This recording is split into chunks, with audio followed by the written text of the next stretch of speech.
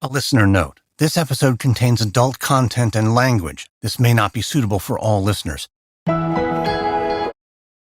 So this bloody murderous so-called Muslim murdered 2 or 3 Swedes, civilians, who did nothing to anyone, who were just enjoying football game. And he says he did it in the name of his religion, of Islam. Now, which part of Islam tells us to kill innocent civilians? Quoting from the Quran, Allah says, if you are to save an innocent life, it is as though you have saved the entire mankind. And if you are to kill an innocent civilian, it is as though you have killed and destroyed the entire humanity, all of mankind. Clear as daylight. Therefore, when it is in the Quran, ordained by Allah, that is what Muslims or whoever the believers are to follow. If you do the complete opposite, you are not a believer. So therefore, this idiot who killed innocent Swedes, claiming it to be under the name of religion. So I ask him now, which satanic religion did he embrace and is he following? Certainly not my religion, Islam, because Islam is clear as daylight. Killing of innocent civilians is haram. This is what we need everybody to understand.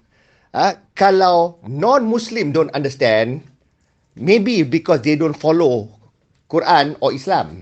But I'm sure their religion also teach them killing of innocent civilians who did no harm to you is haram. You can call it whatever lah, collateral damage, unnecessary cleanup, whatever you can call it. It is still murder, it is still wrong, it is against the ordainment of your creator. Whether you're Muslim or non-Muslim, it is haram. Whatever the Israelis have been doing to the innocent civilians, the Gazan civilians, bunuh, rogol, pukul, arrest, baling, pukul masa orang tengah semayang, do that, displace them, demolish their home, haram, because they did nothing wrong to you, haram, and therefore they will receive recompense from God. Now, Hamas was created because of the atrocity committed onto Gaza. They came to being. They want to liberate Israel. There can be some nobility there. Liberate Palestine from Israel. But then, October 7, they went and sent rockets and killed innocent civilians. Went in, slaughtered some. The 40 babies yang slaughter tu, itu dah proven dah, debunk dah. Itu Israel punya propaganda. Now, but still, they kill innocent people. Innocent people died. Again, Hamas, Muslim ke? Hamas does something that is against Islam. Bunuh innocent Jewish civilians. Sampai akhirat esok ni, kena jawab kat the Jewish civilian, apa dosa mereka? Hamas kena tanggung semua dosa civilians. And yang buat benda tu will go to hell. Tapi ada juga Palestinians, ada juga Muslim yang sokong Hamas. Termasuk our stupid Prime Minister sokong Hamas. You sokong apa? You can sokong Hamas to liberate Palestine, to defend Palestine. But you must condemn Hamas for killing innocent Israeli civilians. You must do that if you're a Muslim. Anwar Ibrahim, Datuk Seri Anwar Ibrahim. You must do that. Even though we've got no diplomatic relations with Israel, okay, doesn't mean they don't exist. They are Jewish people that exist and they are living in the Holy Land, whether they deserve to live there or not, whatever so your belief, but they are there.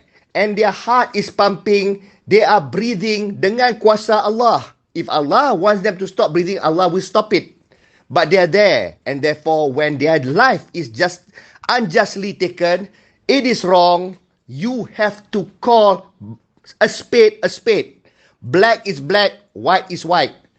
Just as you decry the death of innocent Palestinians killed by Israeli yang tak berdosa, kena bunuh dengan Israeli punya army, what about the Israeli civilians yang tak berdosa kena bunuh dengan Hamas? Why do you not likewise condemn? So kalau you selectively condemn Israel bunuh Palestinians, tapi you tak condemn and you're okay with Hamas bunuh innocent Israeli civilians, then what is the difference between you and Europe? You want to call hypocrisy. You want to call out Western hypocrisy. That, when Israel kena attack, respond and upset. Tapi Gazans, all the Gazans kena bunuh, tak indah, tak tengok sekalipun. Well, I support that. I support you calling out the hypocrisy of the Western powers. Tapi in the same breath, you are like them. You refuse to condemn Hamas punya killing of innocent civilians. So therefore, you calling out people's hypocrisy when you are a hypocrite. So therefore, a hypocrite calling out somebody else's hypocrisy is the worst of hypocrite. So the point is, I am in support of our PM and our government, but this I cannot support. Our PM must condemn Hamas killing of innocent civilians. Equally loud, condemn the killing of innocent Palestinian civilians by the IDF. Do that. Call a spade a spade. Then you are not a hypocrite. Okay? So, sekarang ni yang Muslim-Muslim lain ni bunuh lagi orang-orang yang bukan Muslim ni, kata revenge in the name of Allah. Allah tak suruh pun. Allah tak suruh pun. Even the rule of war, Rasulullah serang mana pun, can't even harm their farm and their crops. You can't even harm their priest, their tempat semayang. You can't even do that. Women, children, you can't touch.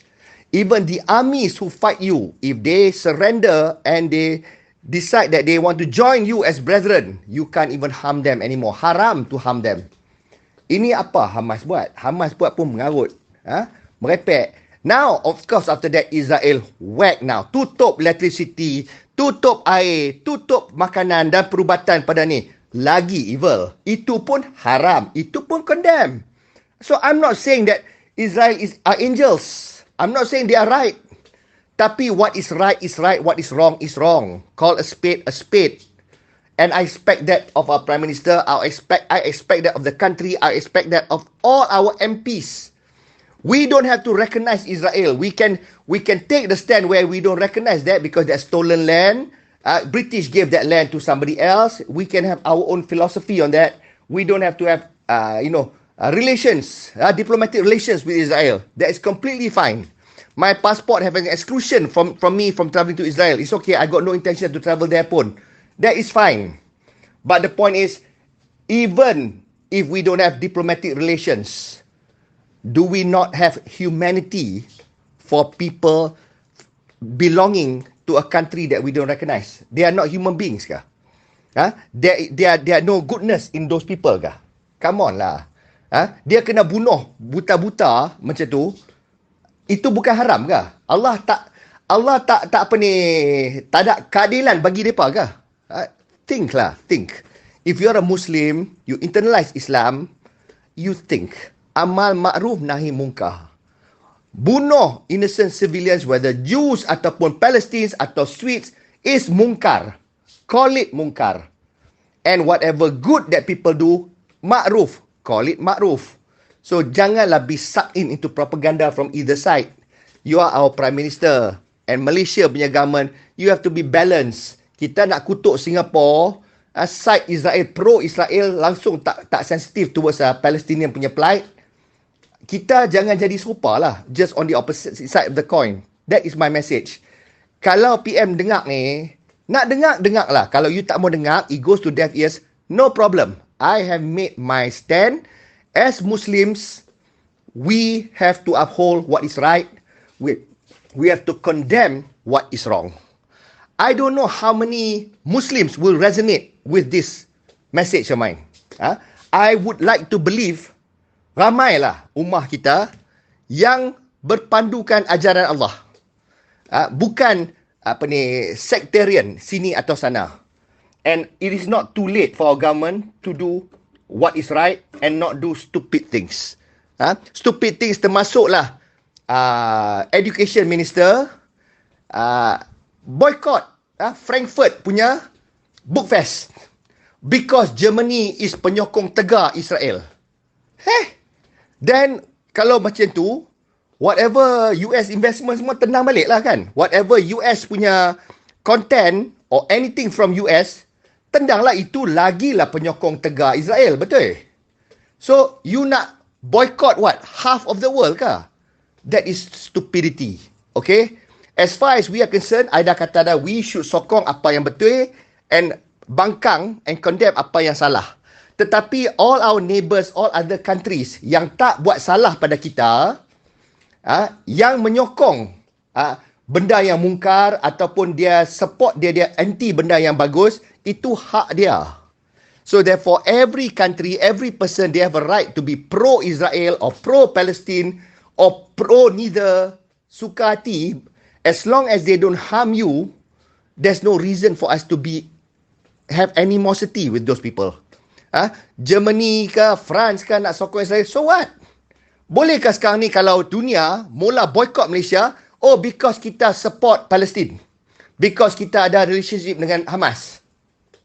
Hamas punya relationship I sokong because Hamas is a democratically elected government by Gaza, by Palestine, and therefore we ada bilateral relationship with Palestine, so therefore we have bilateral relationship with that government. That is completely fine. Tapi when that government launches and do something wrong, doesn't matter siapa pun, whether it's China, whether it's US, whoever we have diplomatic relations with, they do something wrong, call it out, it's wrong, say that you protest to that, say that you condemn that, call a spade, then you are worthy of respect, then you are people of nobility. Enough said.